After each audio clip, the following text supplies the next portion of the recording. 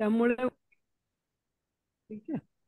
Okay, good. ठीक आहे. अजून मग तुम्ही ते उठण्याची वेळ ऍडजस्ट करा. 16 दिवस तुम्ही अलाराम लावा आणि बॉडीला सवय करा. ठीक आहे. ओके. हो. नेक्स्ट सविता बिडवे. जय गुरुदेव. जय गुरुदेव. हम्म. माझ्यात खूप काही बदल झाला. मला पित्ताचा त्रास आहे हम्म. आणि सकाळी उठलं की मला म्हणजे दात घासायच्या आधीच वॉमिटिंग होतं. तर ओके. तो बदल खूप जाणवला की ते होत नाही होता. आणि रात्री लवकर म्हणजे जेवायची जी वेळ आहे आपली 7:30च्या आत जेवायचं, हम्म. तर त्यामुळे माझं किचनचा जो टायमिंग होता की सगळं आवरायला मला 10 वाजायचे, 10 साडे 10, तर तो आता लवकर होतोय. हम्म. आणि मी 1-2 दिवस जेवली 7:30ला, तर माझं पाहून घरातले पण सगळे जेवले.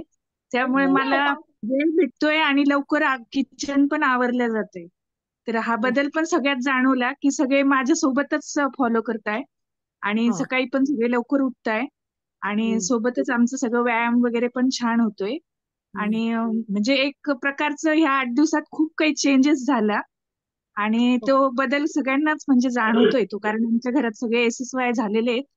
त्यामुळे ते परत रिपीट एकदा होतंय. ओके. त्यामुळे छान वाटतंय. व्हेरी आणि नाईस. मला हाय बीपी आहे, तर हाय बीपी असल्यामुळे मला खूप असं गरमीचा वगैरे त्रास व्हायचा, तर आता नाही जाणवत येत. तर तुम्ही 20 दिवसांनी बीपी चेक करा किंवा हो मॉनिटर करा. चालेल. घरात मशीन असेल तर ते ऑलमोस्ट हा, रेग्युलराईज होऊन जाईल. कसं जशी तुमची सायकल सेट होते ना, तसं हा. तुमचं सिस्टीमची सेटिंग हे ऑटोमॅटिक नॉर्मल होत जाते. ठीक आहे. चालेल. जय गुरु.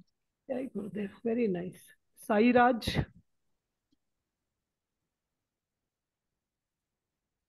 हा मा हा, बोला. मी आत्ताच जॉईन झाले ना, लेट म्हणजे झालं मला. आज जॉईन झालं.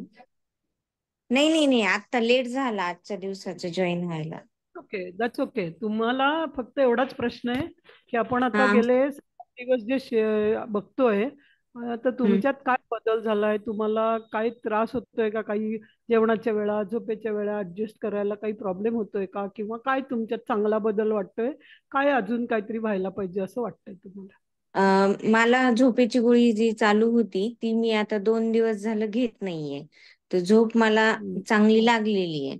आता आज हम्म. 3रा दिवस आहे माझा जी की मी घेणार नाहीये. ओके. आणि म्हणजे फ्रेश वाटतंय. माझं जे डेली रुटीन आहे ते व्यवस्थित चालू आहे.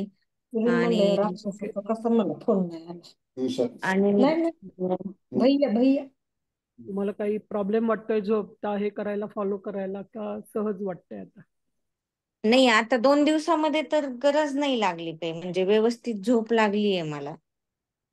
ओके. त्याच्यामुळे व्हेरी. काही सध्या तर नाही आहे काही प्रॉब्लेम. ओके. ठीक आहे. आता Smita Vengurlekar, last one for today. Smita Vengurlekar.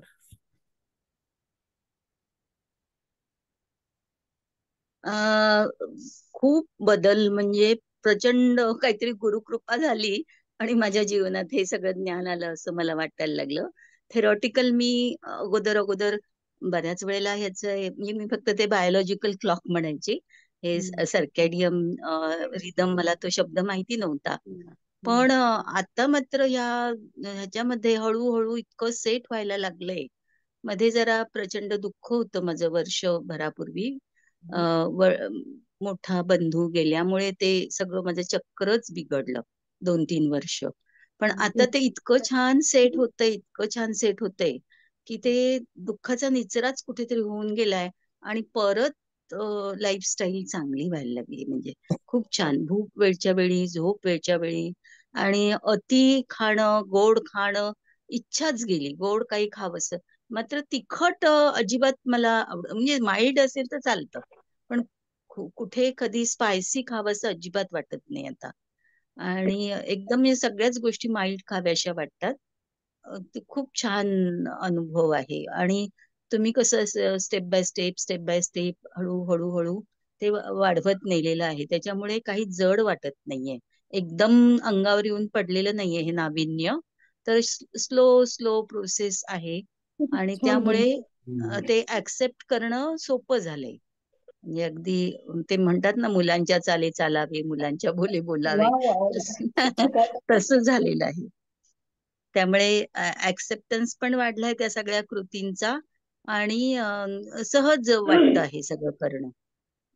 त्यामुळे मजा येते, म्हणजे आनंद होतोय ते सगळं ऍक्सेप्ट करून त्याप्रमाणे कृती करायला पण खूप आनंद होतोय.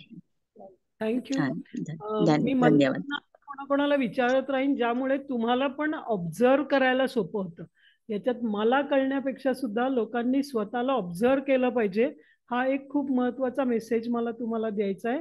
छोटे छोटे बदल असतात, आपल्याला ते ऑब्झर्व करायला शिकलं तर मोठ्या बदलांपर्यंत पोहोचणं खूप सोपं होतं. म्हणजे थेंबे थेंबे तळेसाचे म्हणता तुम्ही, तसा प्रत्येक छोटा बदल तुमच्यात खूप मोठा बदल घडवण्याची क्षमता ठेवून असतो. ठीक आहे.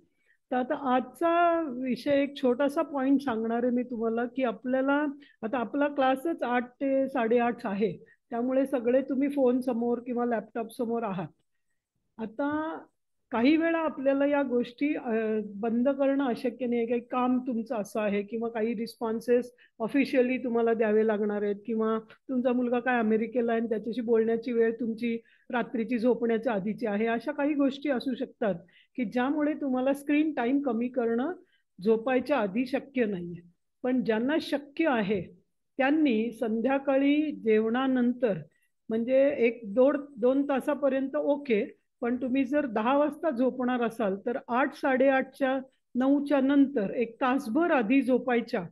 तुमचा जर स्क्रीनचा टाइम डोळ्यांनी बघण्याचा, ऐकण्याचं तुम्ही करू शकता, पण डोळ्यांनी बघण्याचं जर तुम्ही कमी केलं तर तुमचं मेलेटोनिन तयार होण्याची कपॅसिटी वाढत जाईल. ओके. कारण जितकं मेलेटोनिन जास्त तयार होईल त्याचा मी आता तुम्हाला फायदा सांगणार आहे. मेलेटोनिन तयार होण्याने झोप येते ही एक गोष्ट आहे, पण मेलेटोनिन काय करतं तर आपण झोपल्यानंतर आपल्या शरीरामध्ये दिवसभरामध्ये ज्या सेल्स डेड सेल्स झाल्यात किंवा ज्यांचं आपल्याला कार्य आता थांबवायचंय, त्या सेल्स किंवा जो निचरा शरीरामधनं जाणार आहे. काल आपण बघितलं पाण्याचं खूप प्रमाण आहे बॉडीमध्ये, त्याचप्रमाणे आपल्यामध्ये आकाश म्हणजे स्पेसचं पण आहे. दोघांचं जे क्लिअरिंग होतं ते रात्री होत असतं आणि आपलं होत. कोणाचा जरी आवाज येतोय प्लीज म्यूट करा. ब्रेन हे काही विचार आपल्याला एका दिवसामध्ये किती मिनिमम विचार येतात माहितीये का तुम्हाला? 30,000 विचार येतात. ओके. आपल्याला एका दिवसामध्ये मिनिमम 30,000 विचार येतात. 30,000 विचार जर आपल्याला आवश्यक ते ठेवायचे आणि अनावश्यक ते काढायचे असतील तर हे खूप महत्वाचं आहे की आपल्याला चांगली झोप लागते आणि चांगलं मेलेटोनिन तयार होतं. तर जेव्हा मेलेटोनिन व्यवस्थित तयार होतं तेव्हा आपले जे अनावश्यक विचार आहेत ते पूर्णपणे ब्रेन काढून टाकेल, ज्याची गरज नाहीये, जे पुढे ठेवायचे नाहीयेत. कारण आपली पंचेंद्रिय जे काही बघतात ते सगळं विचार म्हणून डोक्यामध्ये राहतं आणि ते आपल्याला खूप स्ट्रेस देतं आणि म्हणून लोकांना जास्त झोपावं वाटतं किंवा सकाळी उठायला वाटत नाही. तर जर तुम्ही स्क्रीन टाइम कमी केला तर मेलेटोनिन वाढणं ही सुरुवात होईल आणि जेवढं मेलेटोनिन तुमच्याकडे गरज आहे तेवढं बरोबर असेल तर तुमच्या शरीरातला जो कचरा आहे ज्याला अनावश्यक आहे ते काढणं खूप सोपं होतं. मग आता आपल्याला स्क्रीन टाइम बंद करणं पूर्ण शक्य नाहीये. काही गोष्टी आहेत की ज्याचं कामच करावं लागतं किंवा काही महत्वाचं आहे. तर अशा वेळी मेलेटोनिन तयार होऊ नये याच्यासाठी आपल्याला डोळ्याला काय नाही द्यायचंय तर निळा प्रकाश नाही मिळाला पाहिजे. म्हणजे आपला जो स्क्रीन आहे ना, कम्प्युटरचा असेल किंवा फोनचा असेल, तो खूप रेडिएशन एमिट करतो, तो लाईट एमिट करतोय. तर तुम्ही ब्लू लाईट फिल्टर वापरा की ज्याचा असा चष्मा पण मिळतो, ब्लू लाईट फिल्टर्स म्हणून. 300-400 रुपयाचा चष्मा आहे, पण तुम्हाला जर नंबर असेल तर मग तो तुम्हाला वापरता येणार नाही. तुम्हाला जर डोळ्याला चष्माचा नंबर नसेल तर तुम्ही ब्लू लाईटचा फिल्टरचा चष्मा वापरा. मग टीव्ही बघा, हे बघताना तुमचा ब्लू लाईट डोळ्यावर येणार नाही जास्त. दुसरं, तुम्ही तुमच्या स्क्रीनला ब्लू लाईट सेवर लावू शकता. आता तुमचा सॅमसंग आहे का तुमचा कुठल्या टाईपचा फोन आहे त्याच्याप्रमाणे त्याची प्रोसेस बदलते. तुमच्या घरातल्या किंवा आसपासच्या कोणाही मुलांना विचारा, मुलांना हे सगळं माहीत असतं. तुमच्या फोनच्या कंट्रोल पॅनेलमध्ये जाऊन नाईट मोड असं म्हणून ठेवता येतं, किंवा ब्राईट लाईट रिडक्शन, किंवा तुम्ही त्याला ब्लू लाईट फिल्टर असं हे करा. लॅपटॉपच्या स्क्रीनला लावता येतं किंवा फोनला पण लावता येतं. तर ते तुम्ही लावलं तर तुम्हाला ब्लू लाईट रेडिएशन जर डोळ्यावरचं कमी झालं तर ऑटोमॅटिक तुमचा कार्टिझॉल कमी तयार होतो रात्री 9 नंतर, आणि झोप लागण्याची प्रक्रिया लवकर सुरू होते. सो आपल्याला 2 गोष्टी व्हायला पाहिजे, मेलेटोनिन वाढलं पाहिजे आणि कार्टिझॉल कमी व्हायला पाहिजे. पण जोपर्यंत आपल्या डोळ्यावरती जास्त रेडिएशन असेल, जितका घरातला मोठे मोठे लाईट पण 9 नंतर बंद करा. तुमच्या खोलीमध्ये खूप जर ब्राईट लाईट असतील, किंवा काही लोकांकडे ते फॉल सिलिंग असतं आणि त्याच्यामध्ये ते असे वर्ण दिवे लावलेले असतात जे तुम्ही झोपल्यावर डायरेक्टली तुमच्या डोळ्यावर पडतात.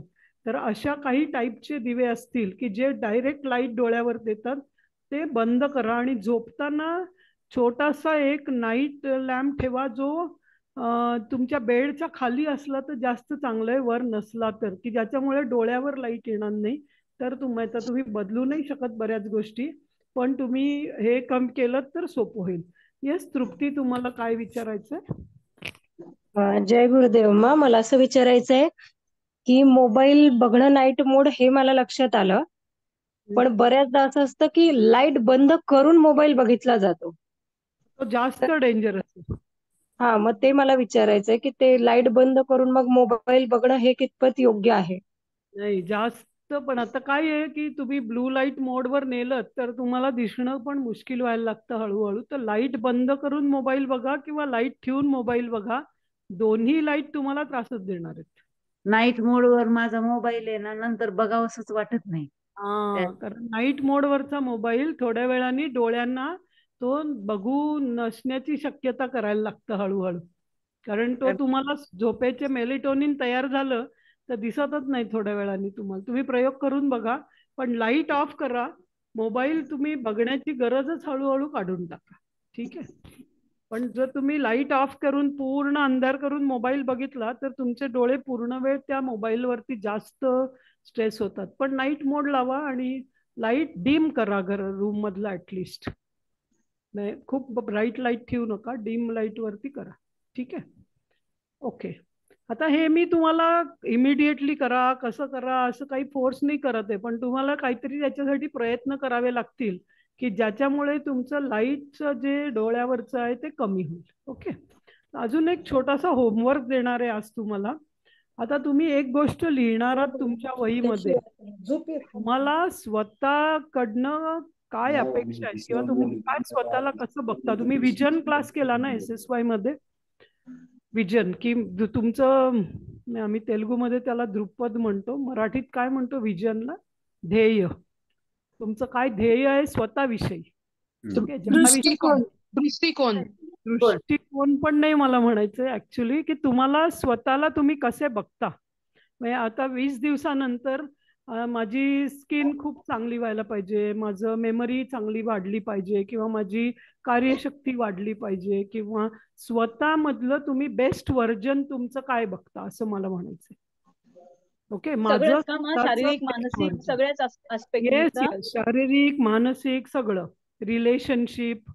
तर त्याच्या 5-6 गोष्टी लिहा आता. माझं स्वतःचं बेस्ट व्हर्जन असंच नाव लिहा, किंवा त्याचं मराठीत तुम्हाला काय लिहायचं ते लिहा. माझी स्वप्रतिमा आपण म्हणतो ना. हा, स्वप्रतिमा. पण तुम्ही आज नाहीये असं न म्हणता, जसं आपण आयडियल वर्ल्ड लिहितो तसं आजीफ आहे असं लिहायचं. ओके. म्हणजे मी असं व्हायला पाहिजे, माझं रंग उजळला पाहिजे, किंवा माझी मेमरी वाढली पाहिजे असं न लिहिता, माझी मेमरी खूप चांगली आहे, माझा रंग आता उजळ झालेला आहे, किंवा मी खूप काम करू शकते, म्हणजे माझा थकवा गेला आहे असं न म्हणता माझी कार्यशक्ती वाढली आहे. ओके. आयडियल वर्ल्डचे जे रूल आहेत. ओके. काय म्हणलात? अफर्मेशन करायची का ते? हा, पण अफर्मेशन म्हणजे आपण बरंच काही करतो. तुम्हाला फक्त तुमच्या स्वतःविषयीची अफर्मेशन पाहिजेत, पण ती प्रेझेंट टेन्स मध्ये आणि पॉझिटिव्ह मध्ये. तर अफर्मेशनचे रूल वापरा. पण तुमच्या स्वतःमध्ये छोटे छोटे म्हणजे तुम्ही लहानपणी कसे होतात आणि आज तुमच्यात काय बदल झालाय आणि तुम्हाला बॅक टू माय चाइल्डहुड असं तुम्ही समजा. पण ते तुम्ही तुमचं पुढे बघताय असं म्हणजे ते तुमचं छोटेपणी असलेलं जे रूप होतं किंवा जी मनस्थिती होती किंवा जे संस्कार होते ते आता पुढे येऊन तुम्ही कसं बघताय त्याच्याकडे मॅच्युरिटीनी त्याला कसं बदललेलं बघताय. 5, 6, 7, 8, 10 गोष्टी लिहा. शारीरिक प्रत्येकाने लिहा, घरातल्या एकाने नाही लिहायचंय कारण हे तुमचं इंडिव्हिज्युअलिस्टिक असेल.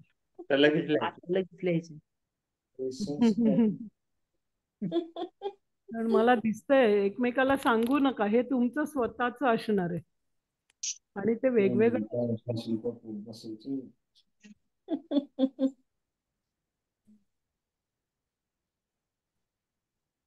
मी क्लासवर्कच देते, जास्त होमवर्क देत नाही.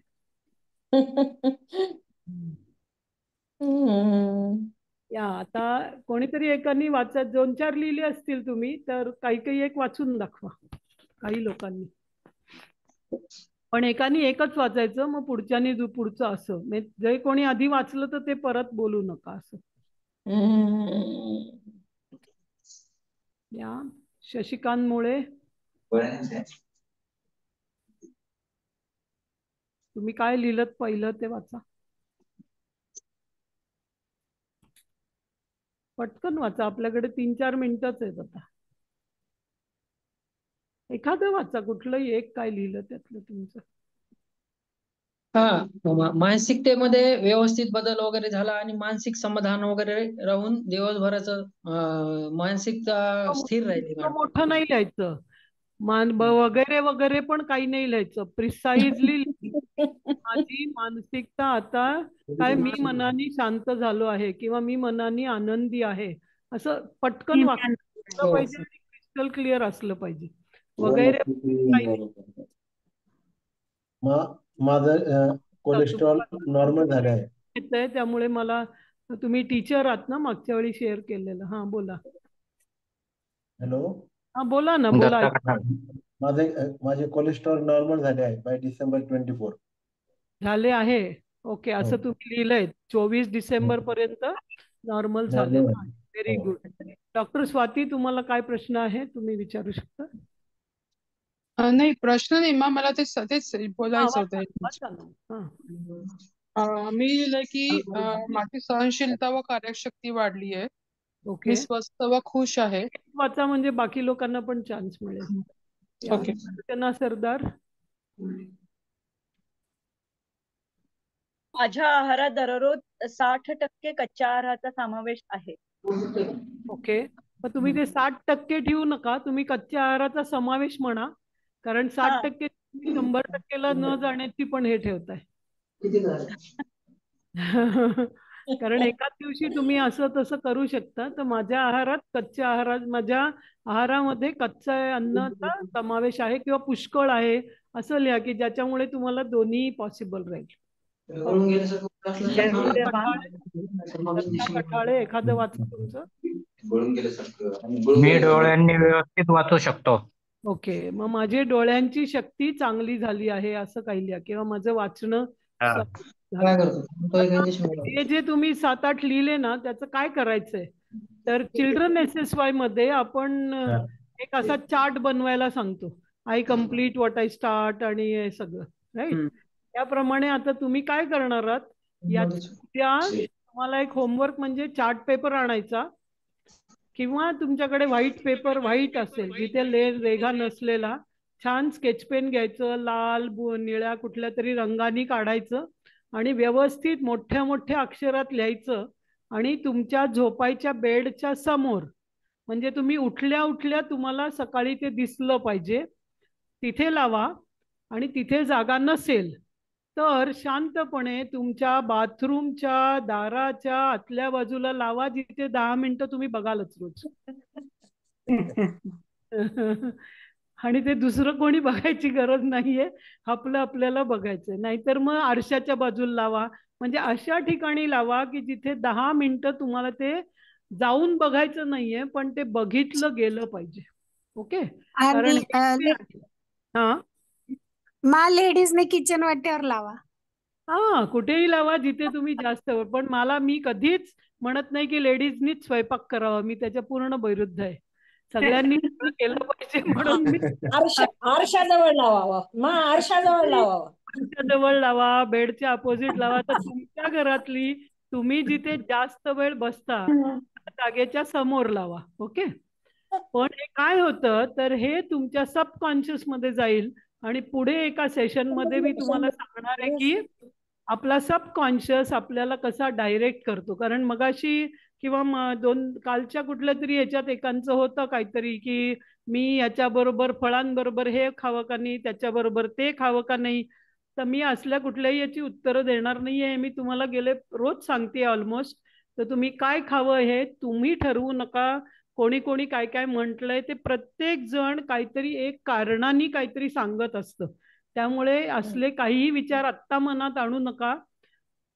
माझं पोट मला सांगतंय का, माझं मन मला सांगतंय का, ते मी ऐकू शकतोय का, मला भूक लागलेली जाणवतीये का, मला तहान लागलेली जाणवतीये का, आणि मी काय खायचंय याचं प्लॅनिंग मी करू शकते का.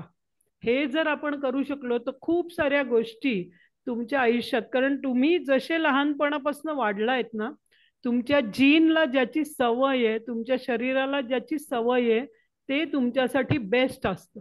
आता मी छोटंसं उदाहरण सांगते. मी आता साऊथ इंडियामध्ये आले, आंध्रमध्ये आले. 30 वर्ष मी पुण्यात राहिले होते आणि आता गेली 30 वर्ष मी आंध्र प्रदेशमध्ये राहते. पण माझ्यासाठी बेस्ट जेवण कुठलं आहे तर पुण्यातलंच आहे. मला आवडतं म्हणून नाही, मला सांबार इडली सगळं खूप आवडतं. पण माझ्यासाठी पोटाला माझ्या काय लहानपणापासून जी सवय आहे ना, ते पोटासाठी सहज असतं असं मी तुम्हाला सांगते. ओके. तर तुम्ही लहानपणापासून जसे वाढला आहात, स्पेशली बायका ज्या लग्न करून दुसऱ्या घरी जातात त्या स्वतःच्या आई वडिलांकडच्या बऱ्याचशा सवयी विसरून आपल्या नवऱ्याच्या घरच्या सवयी जाणीवपूर्वक बदलतात. पण जेव्हा आपण आजारी पडतो ना, किंवा आपल्याला वाटतं की आपण आता पूर्णपणे सुदृढ नाहीये, अशा वेळी काही वेळा आपल्या आईकडच्या गोष्टी खाव्यात ज्यामुळे तुमच्यातलं जे लहान मूल आहे ते खूप मोठं होत नाही, ते लहानच राहू शकतं. ओके. आणि हे प्रत्येकाने करावं. आणि म्हणून बायकांनी पण लक्षात ठेवायचं की आपल्या नवऱ्याच्या आईने केलेले पदार्थ त्याला आवडतात, त्याचा दुस्वास करू नये. खूप वेळा याच्यामुळे भांडणं होतात की माझी आई तुझ्यापेक्षा चांगलं बनवते, आणि ते नॅचरल आहे, कारण ते त्यांच्यातलं लहान मूल बोलतंय, तो मोठा माणूस बोलत नाहीये. पण नवऱ्यानी बायकोला पण ही मुभा द्यायला पाहिजे की माझी आई पण खूप छान बनवते आणि ते मला आवडतं. त्यात आवडणं हा प्रोसेस नाहीये, पण ज्याची आपल्याला वयाच्या पहिल्या दिवसापासनं ते 8 वर्षापर्यंत सवय झाली आहे. कारण 8 वर्षानंतर आपण कुठेही, पूर्वीच्या काळामध्ये म्हणायचे गुरुकुलमध्ये पाठवलं, तुम्ही 7-8व्या वर्षी उपनयन संस्कार करून त्याला जर बाहेर पाठवलं तर त्याच्या सवयी बदलू शकतात. पण साधारणपणे तेवढी वर्ष आपण जे खाल्लंय त्याची आपल्या शरीराला सहज सवय असते किंवा इच्छा असते. तर ते तुम्ही करून बघा. आणि आपण खूप विचार करू नका हे याच्याबरोबर खावं का नाही, ते त्याच्याबरोबर खावं का नाही. फारसा काही प्रॉब्लेम होत नाही जर तुम्हाला लहानपणापासून त्याची सवय असेल. ठीक आहे. तर आता चार्ट करायचा आणि चार्ट कुठे लावायचा, दोन्ही गोष्टी कळल्या. आणि ब्लू लाईटला तुम्ही जितकं कमी कराल प्रयत्न करा. सगळं इमिडिएटली होणार नाही, त्याच्यासाठी काही शिकाव्या लागतील गोष्टी, तर ते बघा जमतंय का. ठीक आहे. सो आणि कोणाला काही डाऊट असलं तर विचारा, अदरवाईज आजचा सेशन एवढाच आहे. पुन्हा एकदा आठवण करून देते, सॅटर्डे संडे मंडे तुम्हाला आपली आपली डाएट प्लॅन बनवायचा आहे स्वतःचा, की तुम्ही कसं प्लॅन करताय, त्याच्यामध्ये काय गोष्टी ठरवायच्या. कोणाला एकमेकांशी बोलायचं असलं एकमेक ग्रुप करा आणि बोला, काही प्रॉब्लेम नाही. ठीक आहे. विनीता मा रोज सेशन अटेंड करताय, खूप छान वाटतंय बघून. सुनीलजी आलेत ना आता. तर तुमच्याकडे दिवाळी आत्ता आहे म्हणजे. हो, जास्त वेळ नाहीये, जाणार आहेत राजकोटला. पण 30 दिवस करून घ्या दिवाळी. हो चालेल मग. जय गुरुदेव. जय गुरुदेव. या सो कोणाला प्रश्न नसले तर प्रेयर करून घेऊया. एक प्रश्न आहे मग. मी लहानपणी म्हणजे दूध वगैरे घेत होतो म्हणजे, आणि अजून म्हणजे खूप दिवसापर्यंत मी चांगल्यापैकी दूध घेत होतो, तर दूध डायजेस्ट होत होतं, ते घ्यायला पाहिजे की नाही? तुमचं दूध जर तुम्हाला गाय कुठली आहे माहीत असेल तर प्रॉब्लेम नाही. पण तुम्ही जर पॅकेटचं दूध पित असाल तर तुम्हाला माहितीच नाही कुठल्या गाईचं कुठल्या म्हशीचं दूध आलंय किंवा ते प्रोसेस्ड आहे का, तर काही ते असते जे त्याच्यात. आहे ना त्याच्यानी तुम्हाला खूप त्रास होऊ शकतो हळूहळू. कारण तुम्हाला आत्ता वाटेल की मला दूध डायजेस्ट होतंय, पण मी दुधावरती एक सेशन घेणार आहे की जर दूध, कारण काय आहे ना ते लोक जे कोण मिल्क प्रोसेस करतात ते त्या गाई आणि म्हशींना इंजेक्शन देतात ज्यामुळे त्यांचा दुधाचं प्रमाण वाढावं. म्हणजे लिटरली हार्मोन इंजेक्शन देतात त्यांना. आणि त्यामुळे सुद्धा तुम्ही बघितलं तर जुन्या लहानपणी आपण बघितलेल्या गायी या अशा सुकड्या असायच्या आणि आताच्या गायी म्हशी अशा आपल्यासारख्याच झाल्यात. आणि तर ते दूध आहे ना ते हार्मोन इंजेक्टेड दूध आहे, ते अजूनही प्रोसेस केलेलं आहे. ठीक आहे, ते नका पिऊ. तुमच्या जर जवळ गोठा असेल तुम्ही दूध आणा आणि प्या आणि मग काही प्रॉब्लेम नाही. तिथं पण दिलेलं अक्षर गोठ्यावाले इंजेक्शन देऊन ठेवते. हा हा ठेवतात, तुम्ही ते बघा. म्हणून तुम्ही जाऊन बघा आणि ठरवा असं मी सांगते. ठीक आहे, ओके. तर प्रेयर करूया उषा मग.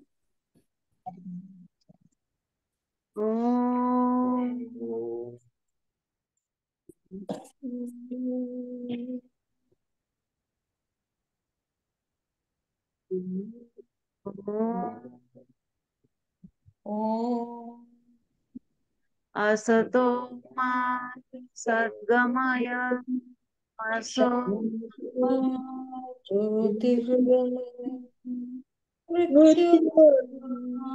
अमृतांगमय.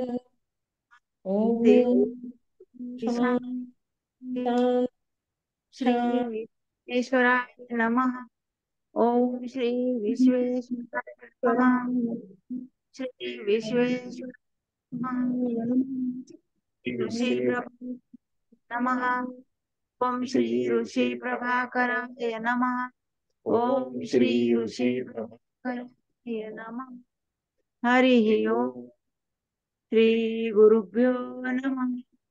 हरि ओम.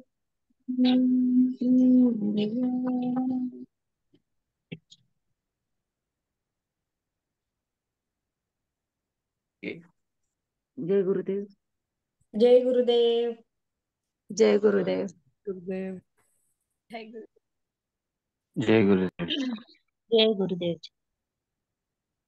तुम्ही जे डाएट प्लॅन बनवायला आत्ताच सांगितलंय ना तेव्हा तुम्हाला सांगायचंय ना शनिवार रविवारी जेव्हा केव्हा असेल ते. हो हो.